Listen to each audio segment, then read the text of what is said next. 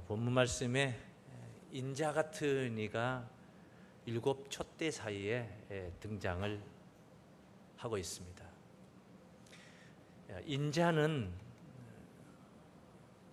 예수님께서 자기 자신을 가리켜 늘 인자라고 말씀을 하셨습니다.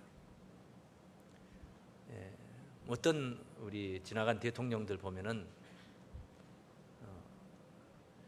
자기 자신을 가리켜서 본인은 이렇게 말한 사람도 있고, 옛날 임금님은 지임은 이렇게 또 했습니다. 우리 예수님은 자신을 가리켜 인자라 말씀을 하셨습니다. 사람의 아들로 신의 아들이 육신을 입고 종의 형체를 가져서 사람의 아들로 나타나신 것입니다. 요한복음 3장 13절에 하늘에서 내려온 자 인자 외에는 하늘에 올라간 자가 없느니라. 인자 외에는 올라간 자가 없느니라. 또 요한복음 6장 27절에 보면 썩는 양식을 위하여 일하지 말고 영생하도록 있는 양식을 위하여 일하라. 이 양식은 인자가 너에게 주리니. 인자가 내가 네게 주겠다, 그런 말씀이죠. 씨 뿌리는 비유를 쭉 하셨던 우리 주님께서 마태복음 13장 37절에 좋은 씨를 뿌리는 이는 인자요. 예수님 자기 자신이 좋은 씨를 뿌렸다. 그렇게 인자 이렇게 표현했는데, 오늘 그 인자 같은 이가 7 촛대 사이에 출현한 것입니다. 그 용모와 차림새를 보면은 그가 어떤 분인가 이제 우리가 알게 되지요. 그 사명을 또 보게 됩니다.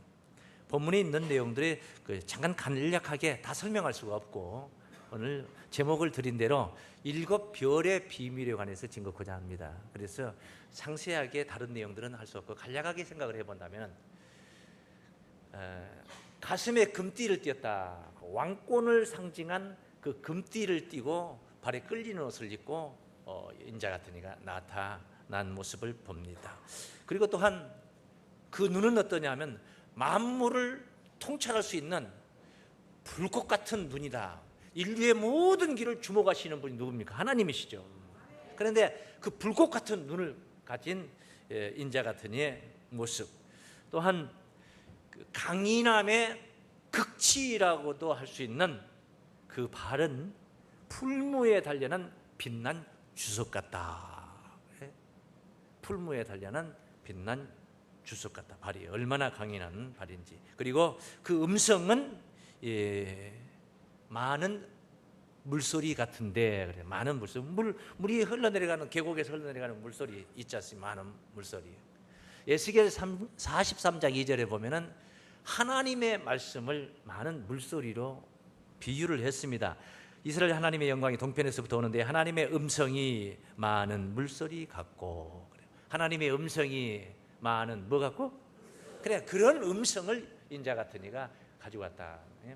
하나님의 음성을 가지고 나타나셨는데, 그 입에서는 2날 가진 칼이 나오고 있습니다. 입에서 칼이, 그 입에는 2날 가진 칼이 나오고 있습니다. 히브리서 4장 12절에 보면은 하나님의 말씀은 살았고 운동력이 있어서 좌우의 날수는 어떤 검보다도 예리한, 심지어 혼과 영과 관절과 골수를 찔러 쪼개며 사람의 마음과 생각과 뜻을 감찰한다. 그게 바로 하나님의 말씀인 줄을 믿습니다. 그런데 그가 그 오른손에, 오늘 본문 16절에 보시면은 16절에 있는데 7별 이야기가, 그 오른손에 7별이 있고, 오른손에 별이 몇 개 있어요? 별사탕 7개 가지고 있다는 게 아니에요. 별이 7개 있다. 손이 커요, 적어요? 큰 손이에요. 아주 큰 손. 그런데 그 오른손에 별이 7개가 있고 입에서 좌우의 날선 검이 나오고 그 얼굴은 해가 힘있게 비치는 것 같더라. 자, 오른손에 있는 7별, 그 능력의 좌 중에 오른손에 7별이 있다. 굉장히 중요한 이야기입니다. 얼마나 중요한 이야기냐. 제가 이 계시록을 보면서 나름대로 정의하기를, 계시록은 한마디로 말하면 7별의 비밀이다. 그렇게 우리 한번 따라 하시겠습니다. 계시록은 7별의 비밀이다. 계시록은 무슨 비밀이다? 일곱 별의 비밀이다. 왜 제가 그런 말씀을 이렇게 정의를 하는가 하는 것은 이제 들어보면은 여러분이 이해하실 수가 있습니다. 우선 1장 본문 뒤에 있는 20절 말씀을 한 구절을 봅니다. 네 본 것은 보았어요. 이제 이 보아가죠. 보고 1장에서 이렇게 보고 이제 2장 3장에 편지를 보내는 이야기들이 나와요. 그리고 4장에 가면은 하늘 보좌가 이루어집니다. 그래서 1장, 2장, 3장, 4장은 계시록 전체를 아울러서 증거하고 있는 서론적인 말씀입니다. 본격적인 내용은 5장에서부터 나갑니다. 5장에서부터 내용이 전개되는 거예요. 그런데 1장에서 2장, 3장, 4장에 이르면서 예수 그리스도의 계시가 하늘 보좌를 이루는 이야기까지 쭉 전개가 되는 내용들이에요. 근데 20절에 지금 봅니다. 네 본 것은 내 오른손에 일곱 별의 비밀과 일곱 금촛대라. 뭐 일곱 별의 비밀하고 일곱 금촛대만 본 건 아니에요. 발에 끌리는 옷을 입는 거 봤죠? 가슴에 금띠를 띄었죠? 머리털에 희기는 흰 양털 같고, 뭐 본문 내용 속에 그런 내용들이 있었지 않습니까? 발은 빛난 주석 같고, 이런 여러 가지 모습을 보았는데 그냥 딱 두 가지로 규합을 했습니다. 어떻게 했습니까? 네 본 것은 내 오른손에 있는 일곱 별의 비밀과 일곱 금촛대라. 일곱 금촛대라 하고 나서 그 뒤에 뭐는 따라해요. 일곱 별은 일곱 교회의 사자요. 일곱 별은 뭐라고요? 또 일곱 촛대는 일곱 교회니라. 그러니까 인자 같은 이가 일곱 촛대 사이에 다닌다는 것은 실제 뭐 촛불 켜놓은 촛대 사이에 다니는 게 아니고 일곱 교회에 다니는 이야기입니다. 그 다음에 일곱 별이 오른손에 있다는 이야기는 실제 무슨 별이 손에 있는 게 아니고 그 휘하에, 인자 같은 이의 휘하에 일곱 교회의 사자가 있다 이 말이에요. 일곱 교회의 사자가 그 소나기에 있다는 거예요. 소나기에 주관권 안에 있다, 그런 말씀이 되는 거예요. 그래서 일곱 촛대를 일곱 교회라 하고 일곱 별을 일곱 그 교회의 사자, 오늘 표현으로 지금 표현을 한다면 목자, 그렇게 설명을 드릴 수 있어요. 이렇게 이걸 보여줬는데 이것은 이 계시록 자체가 그 일곱 교회에 보내라는 편지라는 겁니다. 일곱 교회에 보내라는 편지예요. 계시록 문을 열 때부터 그런 이야기가 있었습니다. 우리 말씀을 예배 시간을 통해서 쭉 여러분들이 계시록 말씀을 지금 듣고 있는데, 계시록 1장 4절 말씀에 보시면은 요한은 아시아에 있는 일곱 교회에 편지하노니 그래요. 지금 보니까 이 계시록은 뭐 하는 거예요? 편지라는 거예요. 편지. 어디에 보내는 편지예요? 일곱 교회에 보내는 편지. 비유로 말하면 일곱 금촛대에게 전하는 편지다는 거죠. 근데 촛대에게 전하는 게 아니라 교회에 전하는 거예요. 그럼 교회에 전한다는 이야기는 또 있어요. 그 밑에서 지난번에도 우리가 거쳐 왔는데 11절에 보시면, 1장 11절에 보면 너 보는 것을 책에 써서 에베소, 서머나, 버가모, 두아디라, 사대, 빌라델비아, 라오디기아 일곱 교회에 보내라 하시기로 그래 나와요. 그래서 딱 돌아봤더니 인자 같은 이가 금촛대 사이에 돌아다니고 있더라 이 말이에요. 12절 본문이 그런 내용이에요. 그렇게 시작이 되는 거예요. 그러니까 이 계시록은 편지 형태로 기록이 되어서 일곱 교회에 보낸 편지다. 그래서 계시록에 이제 2장부터 나오는 내용이 이제 에베소부터 나오죠. 2장에서 에베소, 서머나, 버가모, 두아디라 4개 교회에 보낸 편지예요. 2장 1절에 보면 에베소 교회의 사자에게 편지하기를 오른손에 일곱 별을 붙잡고 일곱 금촛대 사이에 다니시는 이가 가라사대, 그렇게 나오는 거예요. 에베소 교회에 보내는 편지라는 거예요. 편지. 에베소 교회에 무슨 교회 건물한테 보내는 편지가 아니고 교회의 사자에게 보내는 편지라는 거예요. 그래서 이걸 비유로 말하면 별에게 보내는 편지다. 별아, 다음에 뭐 시적인 건 내 가슴에 뭐 별 안의 가슴에 노래 가사말 같습니다. 별에게 보내는 편지. 이렇게 이제 편지의 비밀이 일곱 교회 사적에 전달이 되는데, 편지라는 것은 아무나 받을 수는 있어요. 받을 수는 있지만은 진짜 그 속에 들어있는 내용은 당사자만이 볼 수가 있는 겁니다. 당사자만이 볼 수 있는 거예요. 아무나 볼 수 있는 게 아니에요. 하나님께서 오늘날 일곱 교회에 보내는 편지, 이 예언의 말씀을 겉봉만 들고 다니는 자가 아니라 속에 있는 내용을 깨닫는 그 당사자, 주역들이 되시기를 바랍니다. 아무리 달고 오묘한 말씀이라 할지라도, 이 말씀이 아무리 달고 오묘하다 할지라도 겉에만 보고는 단맛을, 오묘함을 느낄 수가 없는 거예요. 무등산 수박이 지 아무리 당도가 높다 할지라도 그거 사다 놓고 혓바닥으로 하루 종일 온 식구가 둘러앉아서 돌려봐야 그거 단맛을 느낄 수 없는 거예요. 속에 있는 그 알갱이를 우리가 만나야 되는 거예요. 오늘 작은아마 조금이나마 여러분들이 그 알맹이를 만나는 축복의 시간들이 되시기를 바랍니다. 자, 왜 일곱 교회에, 일곱 별에게 이 편지를 보내느냐? 목적이 뭐냐? 목적이. 그 목적을 제가 정의를 해본다면은, 하늘 보좌를 밝히기 위해서, 하늘 보좌를 밝힌다, 드러낸다, 환하게 보여준다. 왜? 뭐 때문에? 하늘 보좌에 이르게 하기 위하여. 하늘 가는 밝은 길이 열려야 되지 않겠습니까? 그냥 찬양만 하늘 가는 밝은 길이 하고 하루타브 올려가지고 부른다고 해서 하늘 가는 밝은 길이 열린 겁니까? 하늘 보좌 앞에 등불이 밝혀져야지, 하늘 보좌로 가는 길이 밝혀져야지 우리 연약한 자들도 볼 수가 있고 또 그 길을 쫓아 행할 수가 있는 줄을 믿습니다. 그래서 일곱 별의 목적은 거기에 있다. 별에게 보낸 계시록의 예언의 말씀에 그 목적이 거기에 있어요. 한번 따라하겠습니다. 일곱 별은 하늘 보좌를 밝히는 등불이다. 그런가 안 그런가는 이제 또 보면 되는 거예요. 계속 답을 드리고 보여드리고 설명해드리고.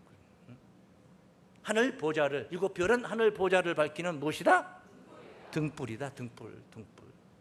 캄캄한 밤에 등불이 없으면 어떻게 갑니까? 혹시 여기 천국 두 번째 가신 분 계십니까? 어디 2층 두 번째 가신 분? 없네. 다 초행길이구먼. 초행길을 가는 사람은 약도나 전화번호나 주소나 이런 등등의 이런 게 있어야 되는 겁니다. 아무것도 없이 초행길을 가는데 서울특별시 김서방 찾으러 갔는데 김서방이 서울에 한두 명이야? 김씨성을 가진 서방님들이 한둘이냐고. 어떻게 찾아갈 거냐고. 전화번호 하나만 들으면 그냥 전화를 해서 나 지금 서울역에 와 있으니까 자네가 나오소. 내가 못 가겠네. 그냥 나오는 거예요. 주소가 있으면은 택시를 타고 내비를 찍어서 그냥 찾아가면 되는 거예요. 약도가 있으면 바라보고 골목길 찾아가면 되는 거예요. 바로 이와 같이 우리가 천국 가는 길에, 하늘 보좌로 가는 길에 등불과 같은 역할을 하는 게 바로 우선 우리가 만나고 있는 말씀입니다. 이 말씀이 등불과 같은 역할을 하는 거예요. 그런데 그 일곱 별이 그 하늘 보좌를 밝히는 등불의 역할을 해준다. 이 말은 뭐예요? 이 장차 이루실 내용을 드러내서 밝혀준다, 환하게 이해시켜준다, 깨닫게 된다. 할렐루야. 그런 내용이에요. 그런 내용. 자, 앞서 이런 말씀을 봤습니다. 일곱 금조태가 있었고 일곱 별이 있었는데, 알고 나서 보니까 이것이 일곱 금초대는 일곱 교회고 일곱 별은 일곱 교회의 사자라고 했어요. 그런데 이 일곱 교회 사자에게 이 계시록의 은비한 하나님의 시나리오 각본의 말씀에 이루어질 하나님의 예언의 말씀이 편지로 전달이 됐다는 거예요. 그러면 그 말씀이 왔어요. 그러나 일곱 교회 사자, 일곱 별의 사자가 주신 하나님께로부터 받은 바 사명을 잘 감당하면은 이것을 비유로 말하면 교회가 잘 운영이 된다는 얘기인데, 교회가 운영이 잘 된다는 얘기인데, 비유로 말하면은 촛대에 불이 밝혀졌다 말할 수 있는 거예요. 촛대에 불이 밝혀져야지. 불이 밝혀지지 않는 촛대, 불 켜지지 않는 촛대, 캄캄한 밤에 백날 있어봐야 소용없어요. 그러니까 교회는 건물만 번지르하게 지어놨다고 해서 이 세상 만민들에게 천국 가는 길을, 하늘 보좌 가는 길을 밝혀줄 수 있는 게 아니에요. 거기 부름받은 목자가 사명 감당을 잘 해야지 교회가 등불이 될 수가 있는 줄로 믿습니다. 그러니까 촛대의 별이 반짝거린다, 이것을 또 다른 말로 표현하면 등잔에 등불이 밝혀졌다, 그렇게 표현합니다. 등잔에 등불이 밝혀졌다. 그래서 요 일곱이라는 이야기가 계속 나오는데 그냥 막연하게 이렇게 하면 일곱은 완전수다, 믿습니까? 해버리면 그냥 아멘 하고 끝나면 되는 거예요. 하나님의 수다? 아니올시답니다. 사단도 일곱 마귀가 있고 짐승도 일곱 머리가 있습니다. 여섯은 마귀 사탄의 수다. 666 아니올시다. 하나님께서 천지 만물을 창조할 때 6일 동안 창조했습니다. 6일 동안에 완성을 했습니다. 어쩌 7일 동안 완성하지 않고 6일 동안 완성했습니까? 마귀의 수인데, 그러니까 이 숫자 가지고 장난칠 일이 아니야. 그냥 숫자는 숫자대로 듣고 별이 무엇을 상징했다 이렇게 생각을 하면 되는 거예요. 단순하게 생각해. 깊은 말씀 속에 단순히 들어있고 단순한 말씀 속에 깊음이 들어있어요.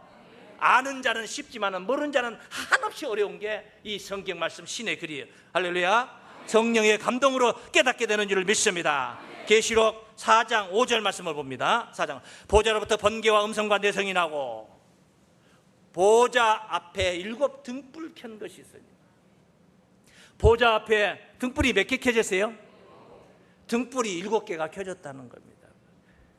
켠 것이 이는 하나님의 7 영이라. 보좌 앞에 등불이 7개가 켜졌다는, 7개. 촛대에 촛불이 켜졌다 이 말이, 쉽게 말하면은 촛대에 별이 반짝인다 이 말입니다. 7 교회가 운영이 잘 되고 있다, 이런 이야기예요. 보좌 앞에 등불이 7 등불이 켜졌다는 것은 보좌로 가는 길이 잘 보인다는 거예요? 캄캄하다는 거예요? 잘 보인다는 거예요. 보좌 앞에 불을 켜놨어요. 잘 보인다는 거예요. 하늘 가는 밝은 길이 보인다는 거예요. 구원의 길이 환하게 열렸다 이 말이에요. 하나님의 영광의 길이 우리 앞에 드러났다 이 말이에요. 그런 이야기. 그래서 보좌 앞에 등불, 그러니까 7 촛대의 7 별은 보좌 앞에 등불로 밝혀지는 이야기인 줄을 믿습니다. 등불, 이 하나님의 등불이라는 등불. 등불도 우리가 호롱불도 있고 무슨 프레시도 있고 여러 가지 있을 수 있잖아요. 등불, 하나님의 등불. 이 하나님의 등불이 정말 꺼져버리고 암흑 시대가 있었어요. 히브리인들이 애굽에서 종살이하던 400년 동안, 말라기 선지자 이후 초림하신 예수 이 땅에 강림하실 때까지 400여 년 동안 등불이 꺼져버리는 시대도 있어요. 그런데 중간 시대에 보면은 사무엘상 말씀 하나 봅니다. 3장 1절입니다. 아이 사무엘이 엘리 앞에서 여호와를 섬길 때에 여호와의 말씀이 희귀하여, 그러니까 한나가 서원기도에서 얻은 아기 사무엘을 실로 하나님의 집에 데려다 드렸어요. 하나님의 사람으로 드린 거예요. 그때 아이가, 사무엘이라는 아이가 하나님의 집 실로에 왔을 때에, 그때 여호와의 말씀이 뭐하여? 희귀하다. 말씀이 희귀하다는 거예요. 여러분의 귀전에 말씀이 희귀하면 끝난 겁니다. 안 되는 거예요. 그러면 안 되는 거예요. 말씀이 풍요로워야 돼요. 믿습니까? 근데 말씀이 희귀하다.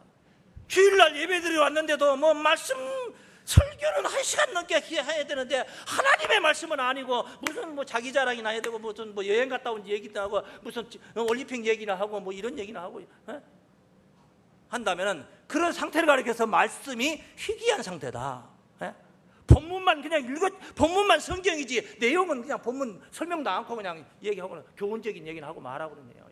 그러면 안 되는 거예요. 여호와의 말씀이 희귀하여 또 이상이 흔히 보이지 않았더라.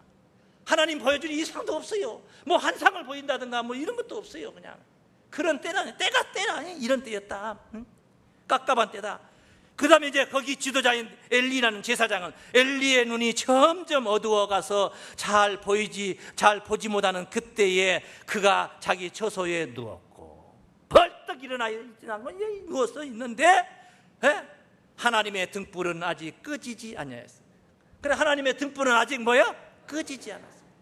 뭐 실제 촛대에다 불 켜놓고 그렇게 하지만은 영적인 측면에서 제가 보는 관점에 보니까 사무엘이라는 출중한 이제 지도자, 선지자가 드디어 아기로서 실로전에 왔어요. 지금 이제 왔어요. 그나마 이제 사무엘이 없었더라면 나중에 엘리는 의자에 앉았다가 자기 두 아들이 그냥 죽었다, 전쟁터에 나가서 죽었다는 소식 듣고 그 꼴을 보고 그냥 꼬꾸라져서 죽어버려. 그냥 목이 부러져 죽어버려요. 그냥 바로 나와요. 그런 얘기들이 나와요. 그걸로 끝나는 겁니다. 등불이 꺼져버리는 거예요. 근데 사무엘이 있잖아요. 아직 꺼지지 아니하였으며 사무엘은 하나님의 교회에 있는 여호와의 전안에 누웠더니 여호와께서 사무엘을 부르시는지라 그가 대답하되 내가 여기 있나이다. 이렇게 등불이라는 얘기를 잠깐 드린 겁니다. 사무엘이 등불입니다. 엘리 뒤에 이어지는 등불은 사무엘이었습니다. 다윗이 전쟁에 나갔는데 블레셋 군대에 에워싸여가지고 하마터면 죽을 뻔했습니다. 수르야의 아들 아주 출중한 장군이 있었습니다. 아비새가 쫓아가가지고 다윗을 구출하면서 해놓고 나서 하고 나서 한 말이 있어요. 뭐라고 그러냐? 그 말씀을 성경으로 여러분이 한번 보셔야지. 왜? 등불 이야기니까. 사무엘하 21장 17절입니다. 수르야의 아들 아비새가 다윗을 도와 그 블레셋 사람을 쳐 죽이니 다윗의 종자들이 다윗에게 맹세하여 가로되 왕은 다시 우리와 함께 전장에 나가지 마옵소서. 이스라엘의 등불이 꺼지지 말게 하옵소서. 왕이 죽어버리면 이스라엘 등불이 꺼져버린 거 아니겠습니까? 다시는 전쟁 우리에게 맡기시고 왕은 이런 위험한 장소에 나오지 마십시오. 우리가 맡겠습니다. 이스라엘 등불 꺼질 뻔했지 않습니까? 이런 이야기예요 지금. 그러니까 지금 보니까 등불이라는 게 호롱불이에요? 사람이에요? 다윗이 등불이었어요. 임진왜란 때 우리 이순신 장군은 이 나라의 정말 등불이었습니다. 할렐루야. 나라를 지켰지 않습니까? 말세에도 이런 등불이 필요하다 이 말이에요. 그래서 하나님께서 일곱 촛대의 일곱 별을 일곱 교회의 사자로 보좌 앞에 일곱 등불로 세우셨다. 할렐루야. 비유로 말하면 그래. 비유로 일곱 등불의 역사. 바로 말세에 은혜와 평강을 사모하는 자들에게, 사모하는 자들에게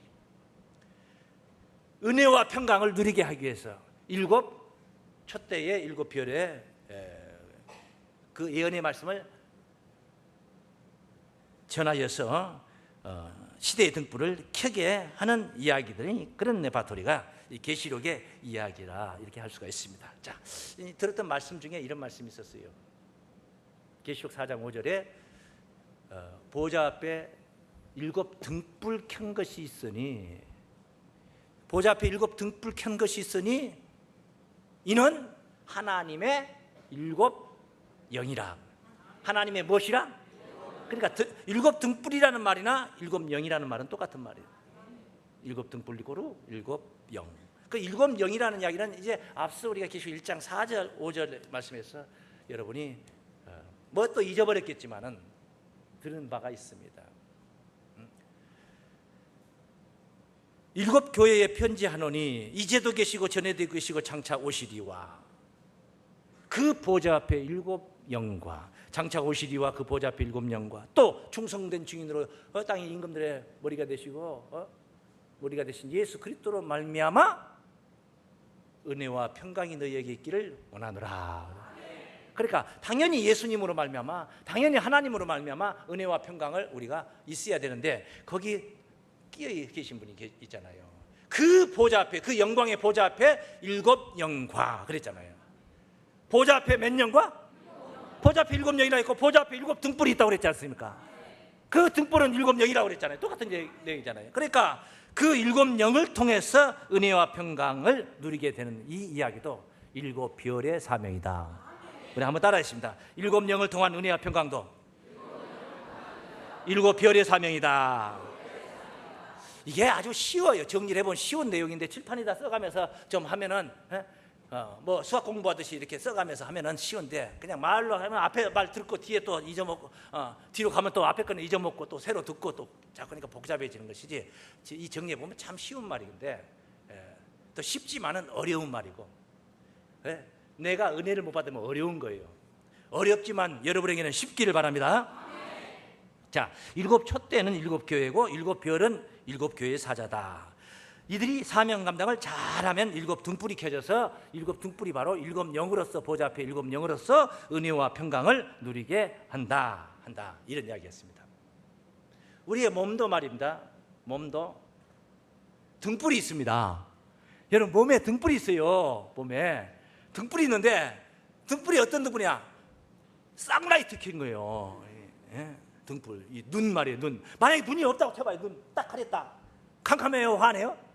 어디로 가야 할지, 어디 앉을 자리 설 자리를 모르고 가야 할 자리를 모르게 되는 거예요. 눈이 등불입니다. 눈이에요. 몸의 등불이. 그건 예수님이 일러주신 말씀이에요. 일러주신 말씀이에요.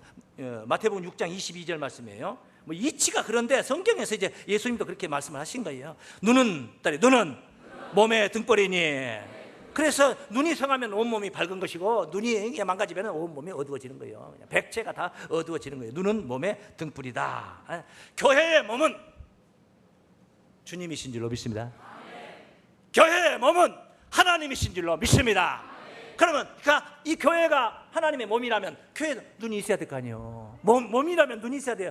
눈 없는 몸은 그건 깜깜하다니까. 눈 없는 몸은 가야 할 길을 갈 수 없고 서야 할 자리에 설 수 없는 거예요.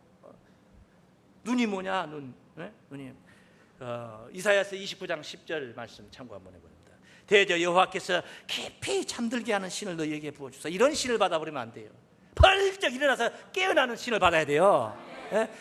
너희 눈을 감기셨으니, 눈은 선지자요, 머리는 선견자라. 눈이 감겨졌다는 거예요. 교회 목사의 눈이 감겨져 있으면은 교회 온 성도들이 다 어두워지는 겁니다. 목사가 말씀 상고를 하고 말씀 묵상을 하고 해서 주일날이면은 제가 쟤한테 지금 책하는 거예요. 나와서 좀 하늘 보좌를 밝혀야 되는데 일주일 내내 놀러나 돌아다니다가 주일날 와가지고 그냥 본문을 읽어놓고 놀러 갔다 온 얘기를 하는 거예요. 이제. 그럼 온 성도가 다 어두워지는 거예요. 깝깝해지는 거예요. 안 된다. 하나님의 눈은 선지자가 바로 하나님의 눈인 줄로 믿습니다. 교회의 눈은 바로 선지자인 줄로 믿습니다. 스가랴서 4장 내용 보면 순금 등대의 일곱 등잔 이야기가 나옵니다. 일곱 등잔, 일곱 이야기 나오죠. 등잔에 불이 밝혀지면 일곱 등불이 되는 거예요. 그런데 그 이야기를 쭉 하다가 스가랴 4장 10절에서 마무리하면서 무슨 말씀을 하냐면, 작은 일의 날이라고 멸시하는 자가 누구냐? 이 일곱은하고, 이 일곱이라는 거 그 앞에 논했던 일곱을 얘기하는 거예요. 앞에 뭐예요? 일곱 등잔 얘기를 했거든요. 이 일곱은 온 세상에 두루 행하는 여호와의 눈이라. 하나님의 눈이라. 일곱 눈. 하나님의 눈이 몇 눈이라? 일곱 눈. 할렐루야. 그 일곱 눈이 바로 일곱 눈이 몸의 등불이라 했으니까, 일곱 눈이라는 말이나 일곱 영이라는 말은 같은 말씀입니다. 계시 5장 6절 말씀입니다. 계시 5장 6절. 내가 보니 보좌와 네 생물과 장로들 사이에 어린 양이 섰는데 일찍 죽임을 당한 것 같더라. 일곱 뿔과 일곱 눈이 있으니, 일곱 눈, 이 눈 이야기, 일곱 눈은 온 땅에 보내심을 입은 하나님의 일곱 뭐더라? 영이더라. 그러니까 일곱 눈이나 일곱 영이나 일곱 등불이나 일곱 별이나 다 똑같은 말씀이에요. 궁딩이나 히프나 사과나 능금이나 다 똑같은 말씀이에요. 표현을 달리 했을 뿐이에요. 믿습니까?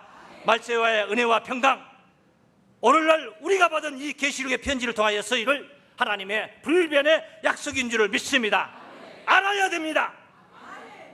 깨달아야 됩니다. 그리고 지켜야 됩니다. 그래야 복을 받습니다. 계시록 1장 3절 말씀에 이 열의 말씀을 읽는 자와 듣는 자들과 그 가운데 기록한 것을 지키는 자들이 복이 있나니 때가 가까움이라. 복을 받는 주역들이 되시길 주의 이름으로 축원합니다.